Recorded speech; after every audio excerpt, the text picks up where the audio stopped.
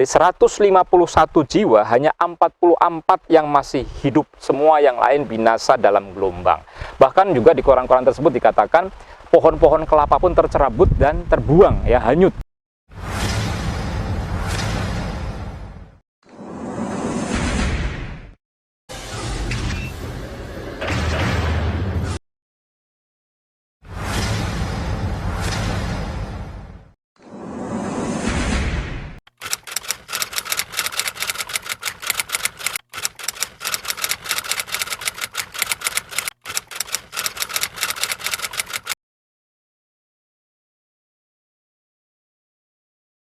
Sebuah peristiwa mengerikan pernah terjadi di Pulau Jawa pada tanggal 21 hingga 23 Februari 1861. Ketika itu masih di bawah kekuasaan Hindia Belanda. Peristiwa mengerikan itu adalah banjir besar yang melanda sebagian besar wilayah Jawa, khususnya Jawa Tengah, tidak terkecuali Kabupaten Kebumen yang ketika peristiwa itu terjadi masih berada di bawah Karesidenan Bagelen. Selamat berjumpa kembali dalam tayangan berikutnya, di mana kita akan menelusuri sebuah tempat yang bersejarah dalam pengertian pernah terjadi satu peristiwa besar di wilayah ini, di tempat ini, yaitu sebuah banjir besar yang terjadi pada tanggal 21 sampai 23 Februari 1861. Di mana banjir besar ini meluas di wilayah Karesidenan Bagelen maupun Karesidenan Banyumas. Sayangnya, tidak banyak masyarakat atau publik di Kebumen yang mengetahui peristiwa banjir besar di tahun 1861 ini. Dan memori kolektif masyarakat pun juga tidak menyimpan itu, sehingga tidak semua tahu. Sebuah berita berjudul Waters Note of Java 2 bulan pasca banjir yang diterbitkan pada tanggal 17 April 1861 menceritakan bagaimana dampak yang terjadi akibat banjir besar di wilayah Karesidenan Bagelen maupun Karesidenan Banyumas. Dalam sebuah laporan berita The Gravenhaagse Nieuwsbode 17 April 1861 dengan judul artikel Waters Note of Java atau banjir di Jawa, menceritakan bagaimana dampak daripada banjir besar di wilayah Karesidenan Bagelen maupun Banyumas. Karesidenan Bagelen pada waktu itu terdiri dari Ledok, Kutoarjo, Purworejo, Kebumen, dan Karanganyar. Nah, pada menit-menit ke depan kita akan melihat melalui pelacakan-pelacakan berita-berita di surat kabar dan catatan-catatan dokumen lainnya tentang peristiwa yang pernah terjadi di wilayah Kebumen ini, khususnya di Desa Jelegi atau sekarang disebut Jelegi Winangun ini, sebagai sebuah kenangan historis dan bentuk pengantisipasian di masa depan.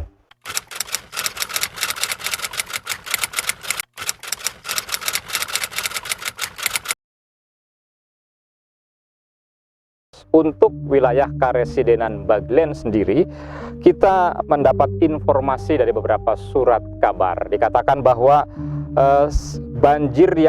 hujan yang sangat deras dan tiada henti selama beberapa hari menimbulkan banjir yang luar biasa. Sebetulnya dimulai dari tanggal 25 Desember 1860 itu terjadi kekeringan yang luar biasa, tidak ada hujan dan banyak tanah-tanah yang merekah. Ya, lalu dilaporkan juga pada tanggal 19 Februari mulai terjadi angin kencang yang luar biasa. Dan puncaknya pada tanggal 21 sampai 23 Februari 1861 hujan tiada henti, dikatakan di dalam surat kabar tersebut. Dan wilayah-wilayah yang terdampak banjir di wilayah Karesidenan Bagelen itu, di Jawa Tengah, itu terdiri dari Karesidenan Bagelen, Karesidenan Kedu, dan juga termasuk Karesidenan Banyumas.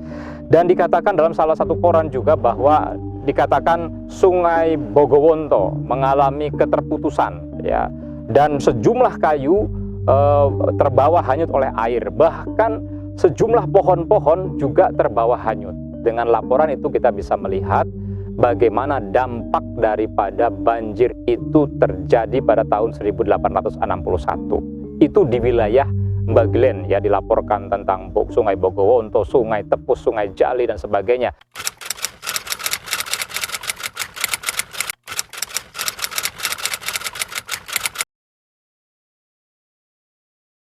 Dampak banjir yang luar biasa juga dilaporkan di dalam sejumlah surat kabar di wilayah Karesidenan Banyumas.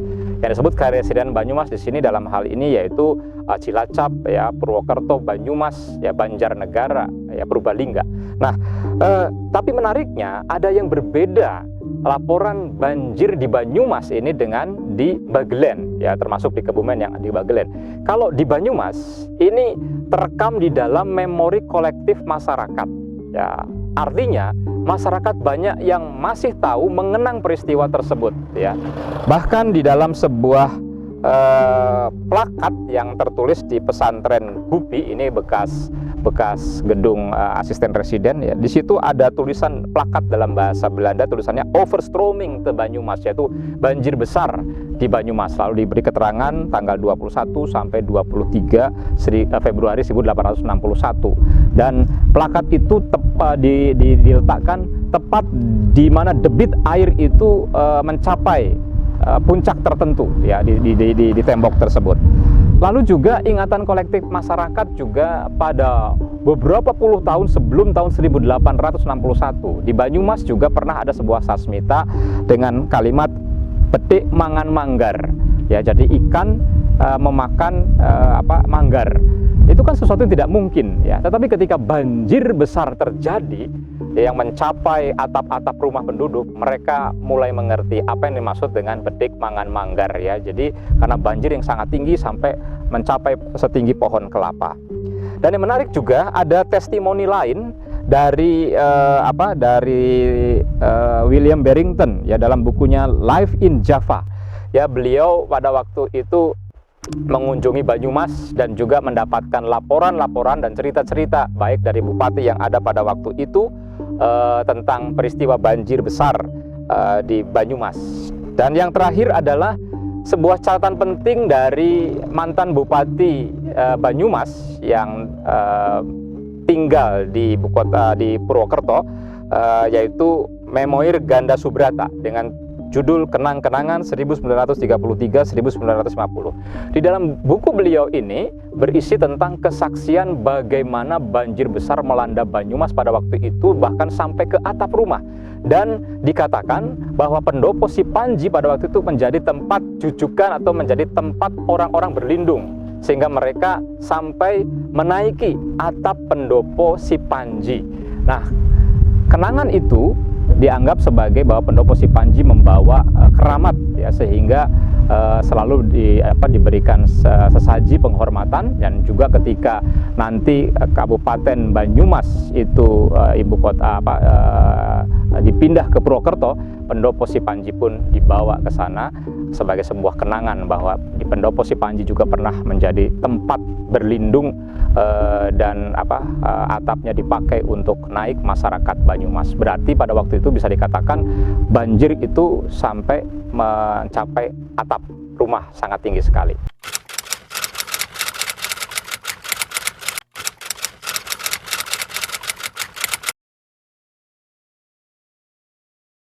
Menurut catatan dalam koran-koran yang saya baca, itu wilayah Kutowinangun, Prembun, dan Ambal itu menjadi tempat-tempat yang mengalami kerusakan hebat. Ya, tentu ini hanya sebuah pelacakan dari data koran, ya. Kita tidak tahu, ya, apakah mungkin tempat lain juga sebenarnya mengalami kerusakan yang hebat. Tetapi yang ditemukan ini adalah fragmen berita koran. Ya, bisa saja dampak-dampak lain juga peristiwa yang luar biasa terjadi di beberapa tempat, ya. Bahkan dikatakan Bendung Bedegolan saja itu airnya itu sampai meluap dengan ketinggian 40 kaki, ya, berarti kurang lebih 12,92 meter lah, ya, itu, ya. Dikatakan Bendung Bedegolan. Nah, di belakang saya nanti kita akan melihat tentang Bendung Bedegolan itu seperti apa. Ini juga ternyata adalah bangunan bendung Sluis yang pernah juga dibuat oleh Belanda, ya. Pada tahun berapa nanti kita akan lihat itu.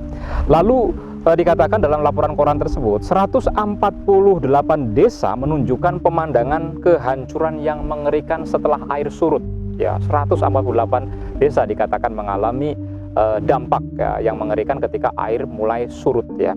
Bahkan dikatakan di sini di Jelegi ya, kalau sekarang disebutnya Jelegi Winangun. Dulu di koran hanya disebut dengan Jelegi, desa Jelegi. Dari 151 jiwa hanya 44 yang masih hidup, semua yang lain binasa dalam gelombang. Bahkan juga di koran-koran tersebut dikatakan pohon-pohon kelapa pun tercerabut dan terbuang ya, hanyut ya. Di wilayah Ambal juga dikatakan beberapa orang mengungsi ke gumuk-gumuk pasir yang lebih tinggi ya. Jadi kita bisa melihat kerusakan yang hebat di bulan Februari, tepatnya 21 sampai 23 Februari 1861 ya. Dan hari ini saya berbicara ini adalah pada tanggal 28 Februari ya, untuk menandai peristiwa besar yang pernah terjadi di wilayah Rehenskap Kebumen, Kabupaten Kebumen, khususnya di daerah desa Jelegi.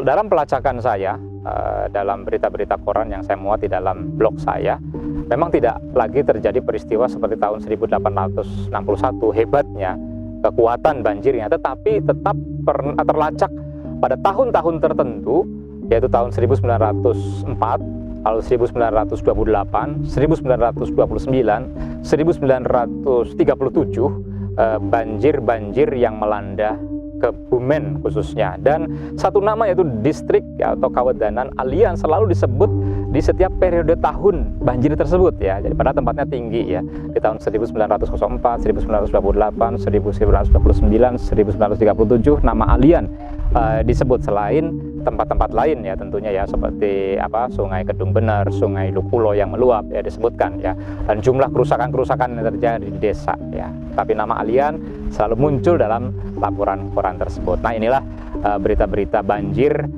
pasca 1861. Meskipun tidak sehebat 1861, namun pernah terjadi peristiwa-peristiwa banjir lain di era kolonial di wilayah Kabupaten Kebumen, di desa-desa yang berada di wilayah Kabupaten Kebumen, seperti yang sudah disebutkan tadi.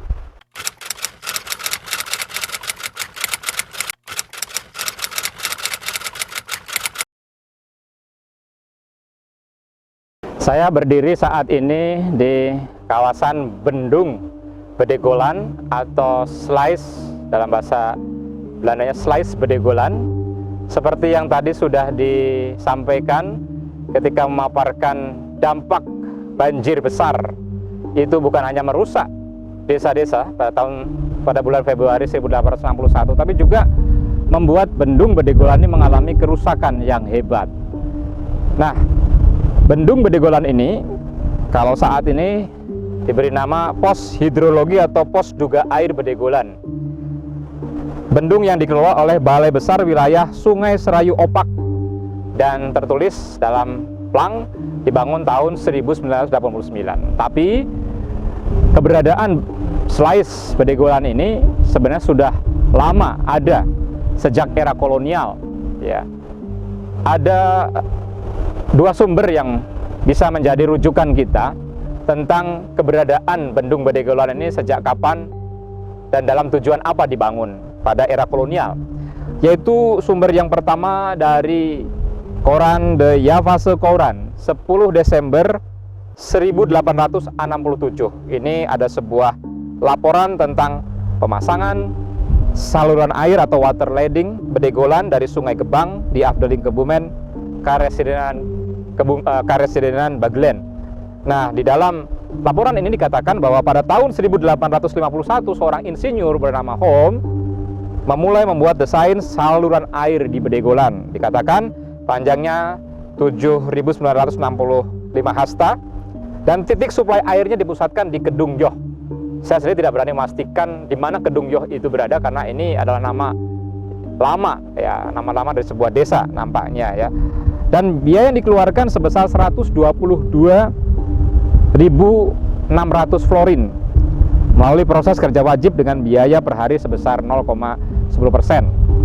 Nah, ini tahun 1851 sudah dikonsep oleh Insinyur Holm, yaitu dari laporan koran The Javase Koran 10 Desember 1867. Sementara sumber catatan kolonial lain yaitu Burgerliche Openbare Werke atau pekerjaan umum sipil.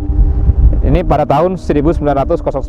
Jadi ini laporan yang dibuat pada tahun 1909, dan di dalam laporan ini juga dibuat perincian fase-fase pembuatan ya, yang dimulai dari tahun 1851 nanti mengalami perbaikan kembali, apalagi setelah tahun 1861 mengalami banjir besar, mau diperbaiki lagi. Jadi ada laporan-laporan 1867, bahkan pada tahun 1883 itu kanal-kanalnya agak ditinggikan untuk melindungi sebuah situs yang berada di Slais Bedegolan, yaitu makam Kiai Geseng ya. Nah, di samping kanan saya ini adalah tertulis Kramat Sunan atau Kiai Geseng ya. Ini dipugar tanggal 28 bulan 5 2001 ya. Jadi sejak laporan tahun 1909 dan sebelumnya juga sudah ada ini ya, situs makam tersebut ya. Nah, jika laporan koran tahun 1867 yang saya kutip tadi dari Javase Koran menyebutkan asal pembangunan bendung yang sudah dikerjakan tahun 1852, maka dalam laporan ini di tahun 1909 disebutkan bahwa pekerjaan lanjutan termasuk perbaikan-perbaikan dan perawatan-perawatan tahun 1870, 1880, 1890 termasuk 1883 tadi, yaitu peninggian kanal untuk melindungi situs supaya tidak terkena banjir. Nah, itulah dua rujukan koran kolonial, laporan-laporan kolonial yang merujuk atau memberi informasi kepada kita bahwa Slais Bedegolan ini telah berumur sangat lama ya. 1851 sudah dikonsep ya. Ya, walaupun sekarang sudah mengalami perbaikan-perbaikan ulang, tapi ada sejumlah batu-batu bendungan yang merupakan sisa-sisa bangunan era kolonial.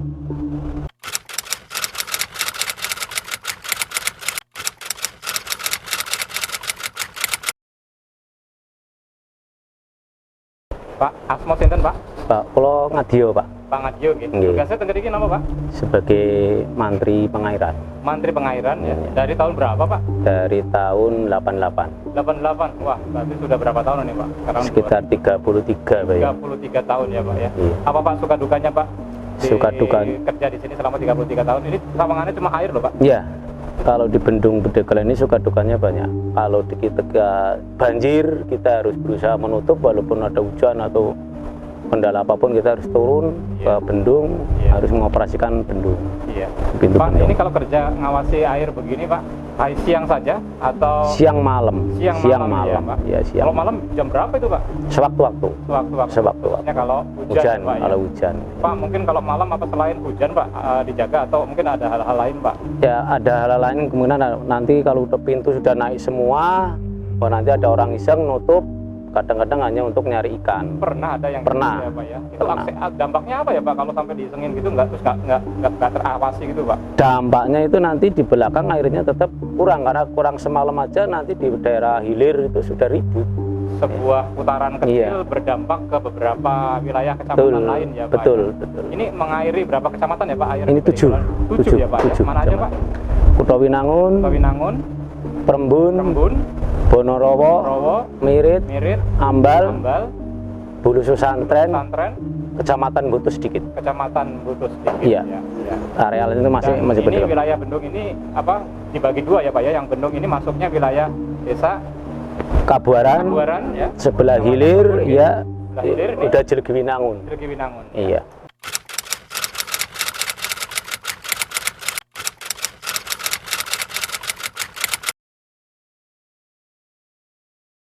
Kalau kita membicarakan masalah banjir, mungkin kita tahu beberapa tipe banjir. Pertama mungkin seperti yang ada di banjir-banjir urban atau banjir-banjir perkotaan, seperti di Jakarta dan sebagainya. Kemudian kita mengenal adanya banjir rob, seperti yang ada di Semarang, dan juga kita mengenal banjir seperti yang ada di kejadian yang ada di seperti di Wasior tahun 2009. banjir bandang. Namun beberapa banjir yang sering terjadi apabila kita melihat dari berdasarkan proses pembentukannya, itu adalah yang sering terjadi adalah banjir-banjir luapan sungai.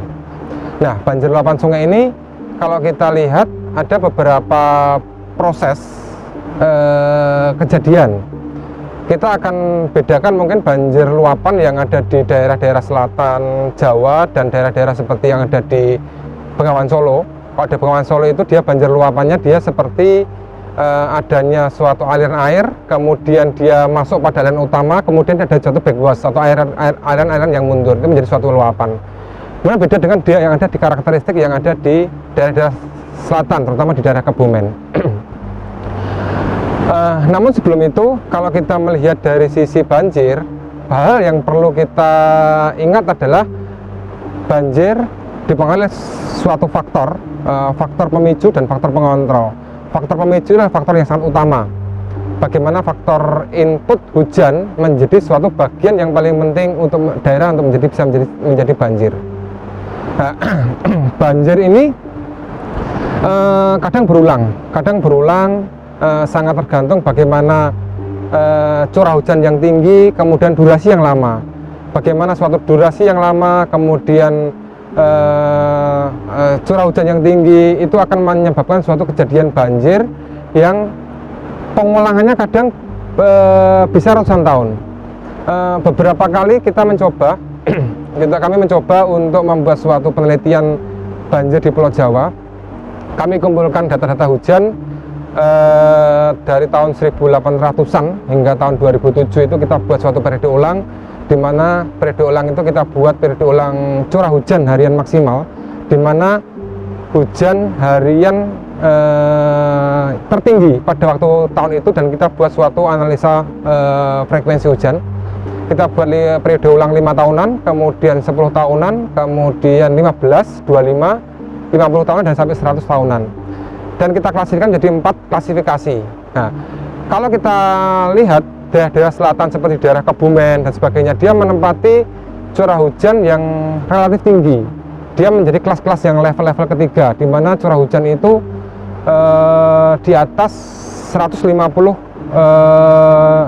mm per jam. Dan itu ketika kita periode ulang yang 10 tahunan, ternyata periode ulang hujan yang ada di Kebumen ini bisa mencapai 185 mm per jam. Hal tersebut kalau kita bandingkan dengan daerah lain, curahnya relatif tinggi, dan input hujan ini yang bisa menjadikan suatu banjir. Terlebih dikontrol lagi kalau kita lihat tadi faktor pemicu, dan faktor pengontrolnya adalah permukaan. Kemudian kalau di perkotaan itu kita lihat adanya urban, adanya bangunan itu mengontrol adanya suatu drainase, dia menjadikan suatu banjir. Namun hal yang utama banjir adalah tipologinya, karakteristik wilayahnya. Di Pulau Jawa kalau kita melihat di sisi bagian tengah dia ada suatu pegunungan, ada perbukitan. Kemudian di sisi selatan, terutama di daerah Jawa Tengah, di Kebumen sampai Purworejo sampai di daerah Banyumas, dia merupakan suatu dataran atau flat, dataran yang flat, topografinya sangat rendah.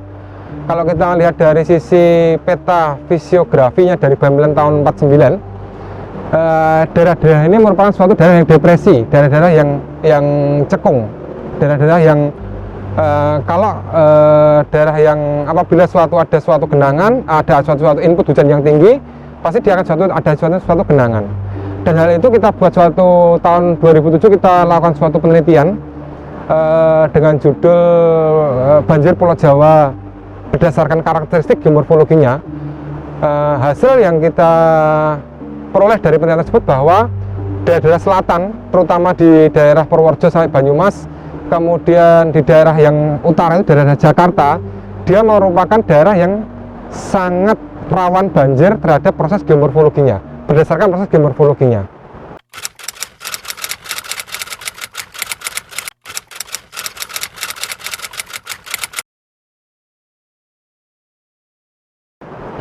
Kalau kita persempit lagi, kita detailkan lagi bagaimana kejadian-kejadian banjir tersebut berdasarkan geomorfologinya.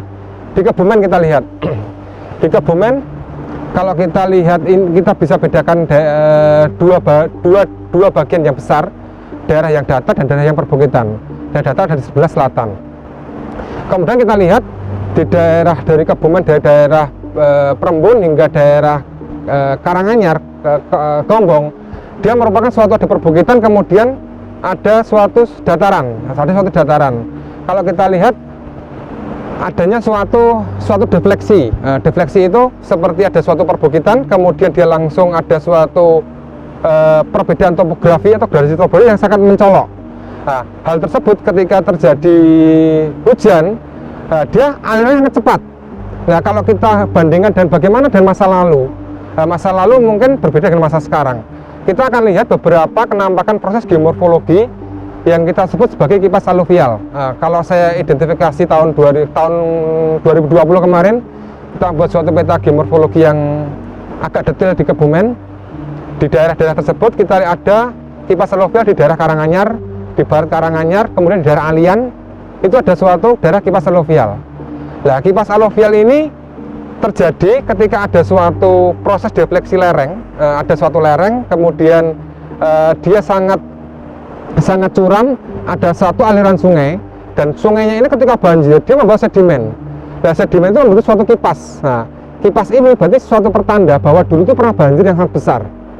Nah, itu hal yang bisa kita lihat dari sisi-sisi geomorfologisnya. Kemudian yang kedua, kalau kita hubungkan dengan kejadian masa lalu, dari faktor pengontrolnya, kita lihat kenampakan sungai meander. Sungai meander ini adalah sungai yang melengkung. Sungai melengkung, bagaimana perbandingan antara sungai dengan aliran-aliran aliran sungai ini dibandingkan titik terdekatnya, dia lebih dari 1,5. Itu disebut sebagai sungai meander. Nah, sungai meander ini kalau kita lihat di Jawa untuk saat ini, itu kita lihat sebarannya banyak di daerah-daerah utara. Di Jakarta, kemudian di daerah Indramayu, Cirebon, Semarang, Surabaya itu sangat banyak. Tapi itu daerah aluvial, berarti dia sangat panjang. Nah, hal yang menarik di Kebumen, sungai meander itu terbentuk tidak di daerah dataran aluvial, tapi juga ada di daerah perbukitan. Sebagai contoh, sungai meander di dekat Alian, kemudian di daerah Bedegolan, itu ada sungai meander. Kenapa saya katakan kalau sungai meander ini adalah sungai bisa mencirikan banjir masa lampau? Karena meander ini adalah suatu proses penyesuaian sungai. Nah, ketika hujannya sangat tinggi, kemudian menyesuaikan permukaan, aliran ini dia mencari titik lemah. Akhirnya dia memperpanjang alirannya dengan membelok. Nah, belokan-belokan ini yang kita identifikasi sebagai proses kejadian banjir yang masa lampau. Terlebih lagi di daerah Kebumen ini banyak kita lihat sungai meander itu tidak seperti daerah selatan. Kalau kita bandingkan, itu ada dua, free meander dan entrance meander. Nah, entrance meander itu dia meander yang dia menggerus ke dalam. Nah, ketika menggerus ke dalam ini berarti proses banjir sudah tidak terjadi. Tapi kalau dia proses melebar, dia proses banjir masih terjadi. Seperti di Jakarta, di Semarang dan sebagainya masih terjadi. Di Kebumen mungkin kejadian masa lampau sudah pernah terjadi karena ada suatu meander ini. Ya, pertanyaannya apakah hal tersebut bisa terjadi lagi ketika suatu banjir? Kalau kita melihat dari sisi karakteristiknya, ya ketika karakteristik geomorfologis pernah terjadi itu, bisa jadi akan terjadi suatu perulangan. Ketika ada curah hujan yang tinggi, kemudian durasi yang lama, kemudian alirannya ini dia tidak mampu menampung dari air hujan ini, dia akan menjadi suatu hal yang banjir. Kemudian dari sisi sungai meander, yang kedua adalah kita lihat dari sisi bentukan dasnya. Nah, di daerah Kebumen, kenapa Kebumen mungkin kalau kita lihat di daerah-daerah jalan utama ini dia sering banjir dan sebagainya. Kita lihat dari sisi karakteristik dasnya. Kalau kita lihat dari sisi das, kita ada das bagian hulu, tengah, dan hilir. Nah, kebetulan defleksi ini dia ada di daerah tengah. Ketika lereng Menuki ini dari daerah tengah dari das. Sebagai contoh, Daslo Ulo Hulu. Ketika di Daslo Ulo ini misalkan saya ambil tengahnya, itu ada di daerah Kali Gending. Nah, di daerah Kali Gending adalah daerah bagian tengah das Loulo. Kalau kita lihat di tengah das ini, dasnya itu bentuknya bulat. Nah, ketika das yang membulat ini, hujan yang tinggi, itu puncak banjirnya cepat. Nah, banjir ketika hujan dia langsung banjir. 1 jam dia sudah jadi banjir. Ketika banjir, dia tapi surutnya juga cepat. Nah, ketika banjir ini dia membentuk adanya suatu meander. Nah, bagaimana buktinya? Kita lihat setelah Kali Gending ada suatu meander juga. Hal itu menunjukkan bahwa memang kejadian banjir yang terjadi di masa lampau kita bisa lihat dari sisi geomorfologisnya. Nah, bukti-bukti itu banyak kita temukan di daerah Kebumen. Nah, tadi yang saya ulangi, buktinya adalah adanya suatu kipas aluvial, kemudian adanya sungai-sungai entrance meander yang mungkin banyak tidak dikaji orang, dan kemudian tiga adalah dari karakteristik dari bentuk das yang membulat. Hal tersebut, 3 hal itu yang dia menjadikan kejadian-kejadian banjir yang terjadi di Kebumen di masa lampau.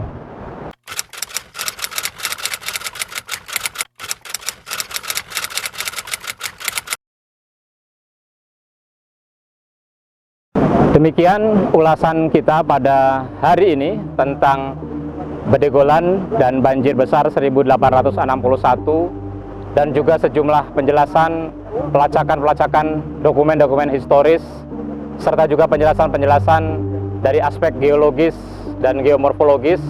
Tujuan dari semua penyampaian penjelasan tersebut tentu bukan hanya sekedar kita menyerah kepada nasib bahwa banjir pernah terjadi dan akan terjadi lagi, tetapi justru dengan pemaparan-pemaparan yang dijelaskan ini kita bisa belajar banyak dari masa lalu dan mengantisipasi bencana di masa depan supaya jangan lagi terjadi petik mangan manggar atau ikan rawa memakan buah pohon kelapa yang berbicara tentang banjir yang tidak terantisipasi. Tentu saja dengan kemampuan teknologi dan kemampuan yang semakin luar biasa di bidang pengetahuan, semua yang dijelaskan ini bisa menjadi sebuah dasar untuk melakukan tindakan-tindakan antisipasi di masa depan terkait kebencanaan dan persoalan-persoalan banjir dan kekuatan-kekuatan alam lainnya yang harus ditanggulangi.